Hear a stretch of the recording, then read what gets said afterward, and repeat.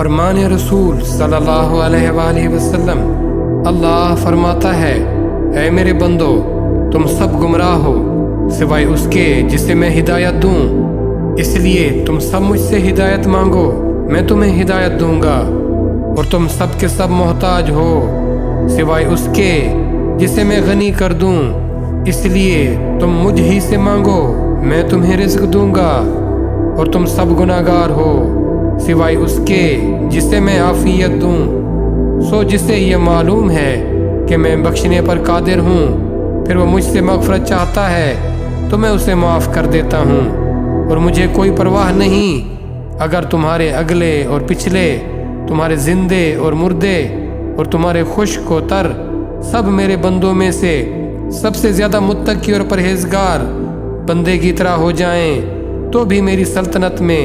ایک مچھر کے پر برابر اضافہ نہ ہوگا، اور اگر تمہارے اگلے اور پچھلے، تمہارے زندے اور مردے، اور تمہارے خشک اور تر سب میرے بندوں میں سے سب سے زیادہ شقی و بدبخت کی طرح ہو جائیں، تو بھی میری سلطنت میں ایک مچھر کے پر برابر کمی نہ ہوگی، اور اگر تمہارے اگلے اور پچھلے، تمہارے زندے اور مردے، اور تمہارے خشک و تر سب ایک ہی زمین پر جمع ہو جائیں، اور تم میں سے ہر انسان مجھ سے اتنا مانگے جہاں تک اس کی آرزویں پہنچیں، اور میں تم میں سے ہر سائل کو دے دوں، تو بھی میری سلطنت میں کچھ بھی فرق واقع نہ ہوگا، مگر اتنا ہی کہ تم میں سے کوئی سمندر کے کنارے سے گزرے اور اس میں ایک سوئی ڈبو کر نکال لے، اور ایسا